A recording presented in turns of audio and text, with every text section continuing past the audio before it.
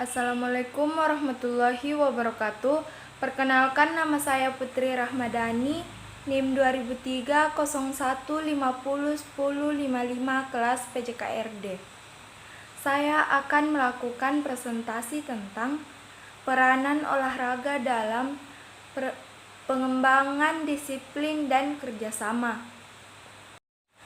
Adapun pengertian disiplin, secara sederhana, disiplin berarti kontrol penguasaan diri terhadap impuls yang tidak diinginkan atau proses mengarahkan impuls kepada suatu cita-cita atau tujuan tertentu untuk mencapai dampak yang lebih besar. Manifestasi sikap disiplin dapat dilihat dari kesediaan untuk merespon dan bertindak terhadap nilai-nilai yang berlaku dalam bentuk ketentuan, tata tertib, aturan, tatanan hidup, atau kaidah tertentu. Disiplin dapat dibedakan menjadi dua, yaitu disiplin diri dan disiplin semu.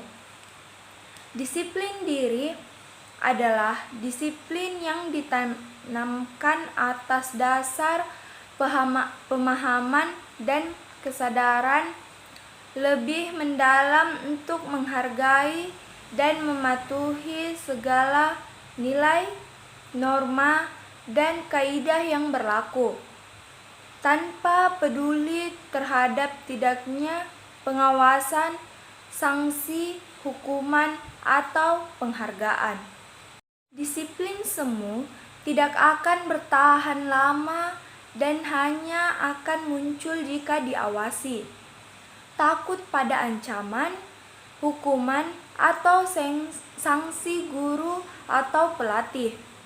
Disiplin yang dilakukan atlet dalam salah satu aktivitas latihan hanya karena terpaksa, takut dihukum, karena diperintah dan tanpa disertai kesadaran akan dapat menimbulkan disiplin semu. Adapun mekanisme menumbuhkan disiplin dalam olahraga. Penanaman disiplin pada dasarnya merupakan upaya untuk menanamkan kepatuhan yang disadarkan atas pemahaman dan kesadaran, rasa tanggung jawab, kesanggupan menguasai diri, dan lebih mengutamakan kepentingan orang lain. Untuk dapat menanamkan disiplin kepada atletnya, seorang pelatih harus mempunyai falsafah dan konsep yang mantap mengenai disiplin yang akan ditanamkan kepada atlet. Menanamkan disiplin tidak harus dengan tindakan otoriter ataupun kekerasan.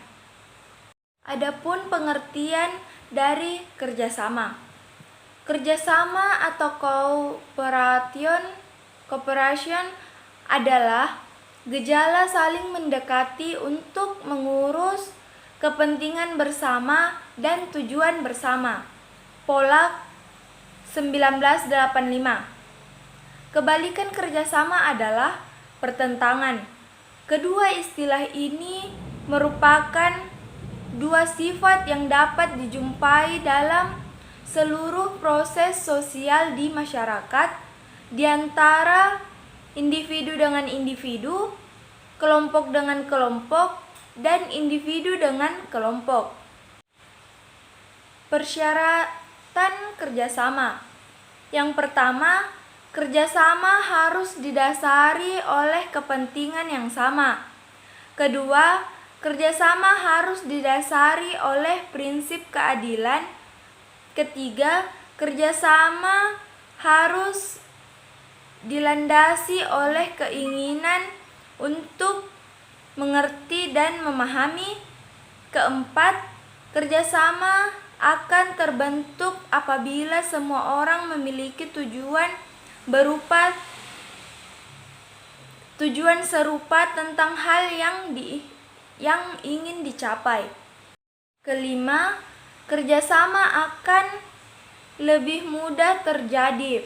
Keenam, kerjasama akan terbangun jika dilandasi oleh prinsip saling melayani. Selanjutnya, kerjasama merupakan perwujudan tanggung jawab dari tiap orang yang terlibat dalam kelompok. Selanjutnya, penghargaan memainkan peranan penting dalam proses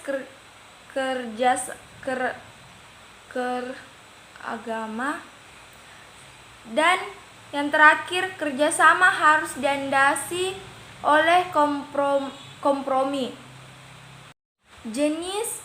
Adapun jenis kerjasama dapat ditinjau dari beberapa aspek, antara lain: yang pertama, kerjasama ditinjau dari status pelaku kerjasama, dibedakan menjadi dua bagian. Yang pertama, kerjasama setara, dan kedua, tidak setara. Yang kedua yaitu kerjasama ditinjau dari proses kerjanya, dapat dibedakan menjadi tiga. Yang pertama, kerjasama koaksi, kedua, kerjasama suplementar, dan ketiga, kerjasama diferensiasi. Itulah tadi presentasi dari saya. Lebih dan kurangnya mohon dimaafkan. Wassalamualaikum warahmatullahi wabarakatuh.